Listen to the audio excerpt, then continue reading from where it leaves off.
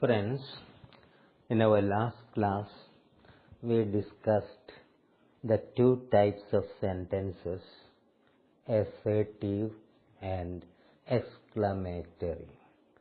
Today, we can study the other two types of sentences, namely interrogative and imperative. I'll begin with the interrogative sentences in English. A sentence that is in the form of a question is called an interrogative sentence.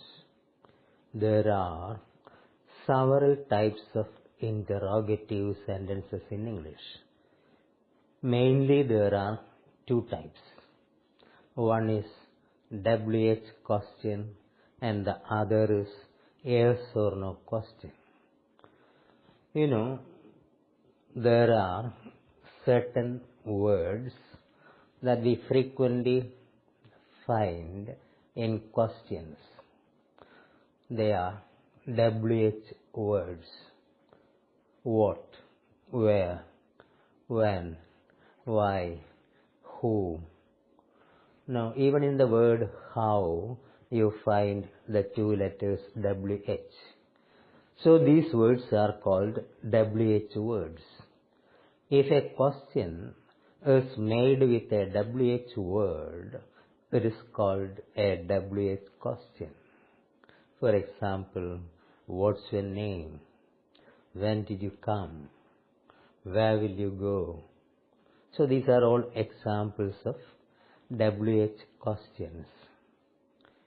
Now, there are some questions made not with the WH words.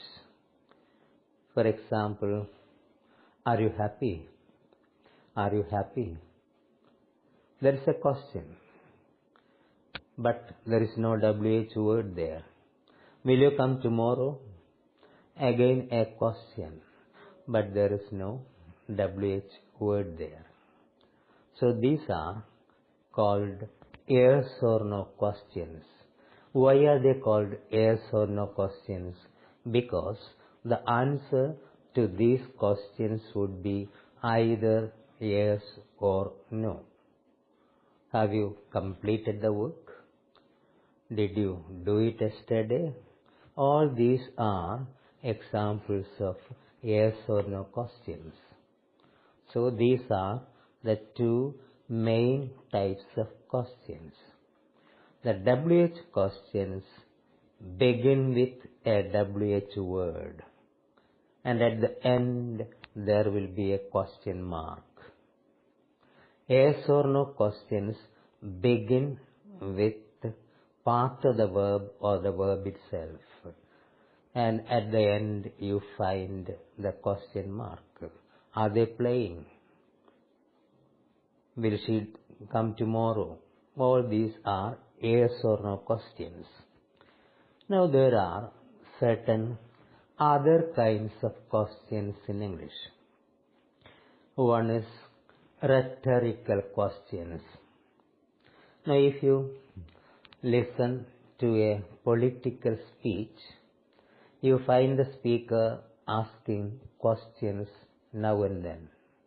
After describing an incident, they would ask the question, is this democracy? Is this socialism? Do you think anybody from the audience would try to answer those questions? No one will do it. Now usually we ask a question to get an answer. But these people ask questions not to get an answer, but to create an impression. Sometimes they may ask, what happened in 1947? Has anyone ever seen a white elephant? All these questions have negative implications. Has anyone ever seen a white elephant? It implies that no one has ever seen a white elephant. Is this democracy? It implies that it is not democracy.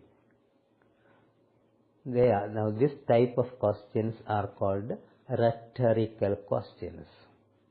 Next one is alternative questions. A question in which we have only one of the two choices is called an alternative question. Suppose your daddy is going for shopping. He may ask you, do you want a sari or a churidhar? Even though you want both, you have the freedom to ask only one thing. You can ask for either a sari or a churidhar because you have only one of the two choices. If you visit your friend's house in the evening, your friend's mother would come out and ask you, do you want tea or coffee? You can ask for either tea or coffee, but don't say, I want Horlicks or I want Boost, because you have only one of the two choices. This kind of questions in which we have only one of the two choices are alternative questions. Next one is echo questions. ECHO, echo questions. Now what is an echo question? A question made by changing the tone of an assertive sentence is called an echo question. For example, the bus is coming, an assertive sentence. All assertive sentences are uttered in a falling tone.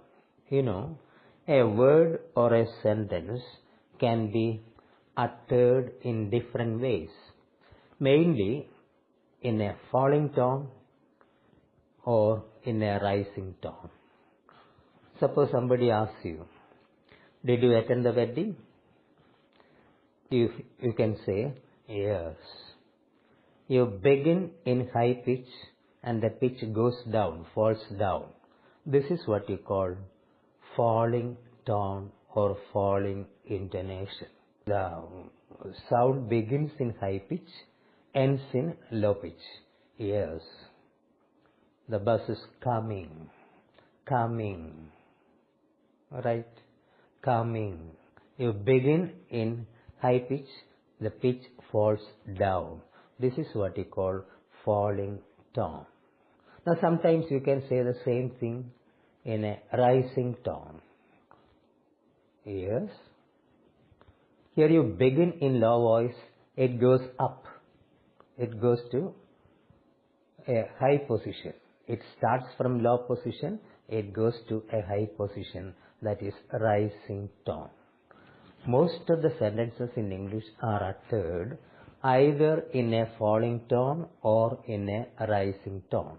An assertive sentence should be uttered in a falling tone, and if you utter it in a rising tone, it automatically becomes a question. This kind of questions are called echo questions. And these echo questions are preferred in the so-called spoken English. Instead of asking, are you coming? Most of the people ask, you are coming? I am going. You are coming? The bus is coming? No, nobody would ask, is the bus coming? It's more formal. If you are talking to your friends, you can ask, the bus is coming? Actually, the word order is that of an assertive sentence. You have only changed the tone of the sentence, then it becomes a question. That kind of questions are called echo questions. In spoken English, most people prefer echo questions. Now again, there is another type of question called tag question. Question tag. It is a small question attached to another sentence. She is a doctor, isn't she? They are coming, aren't they? He will do it, won't he? These short questions attached to other sentences are called tag questions. We require a separate class on tag questions because that is a frequently repeated question in most of the competitive exams. The next type of sentence is imperative sentence. A sentence that is in the form of a request or a command is called an imperative sentence. An imperative sentence begins with a verb and at the end there will be a full stop. An assertive sentence begins with the subject and at the end there will be a full stop. Now, get out. That is an imperative sentence. It begins with a verb. Shut up. Come here. All these are imperative sentences. Remember, imperative sentences begin with the verb. At the end, there will be a full stop. Now, let me come to the last part of my talk, namely error analysis. Here I would like to say something about the two words see and hear. S-E-E-C, H-E-A-R, hear. What is particular about these two words? Seeing is a non-voluntary action. What is the voluntary action called? Look. See and look. If there is something in front of your eyes, you see it. There is no conscious effort on your part. It is a non-voluntary action. Looking is a voluntary action. You do it deliberately. If there is something interesting, you will look at it. So, seeing is a non-voluntary action. Looking is a voluntary action. The same is the difference between hear and listen. Hear is a non-voluntary action, whereas listen is a voluntary action. Now, if there is some sound by your side, you hear the sound. Just like see, you hear the sound. But if you want to listen to it, you must be interested in that. When somebody is singing, you may listen to it. If there is a bomb blast, you may hear the sound. So, hearing is a non-voluntary action, whereas listening is a voluntary action. So, remember, wherever you use the word listen, it must be followed by to. I am listening to a song. He listened to the speech carefully. Listening is a voluntary action. Looking is a voluntary action, but hearing and seeing are non-voluntary actions. So, we can stop here. Thank you.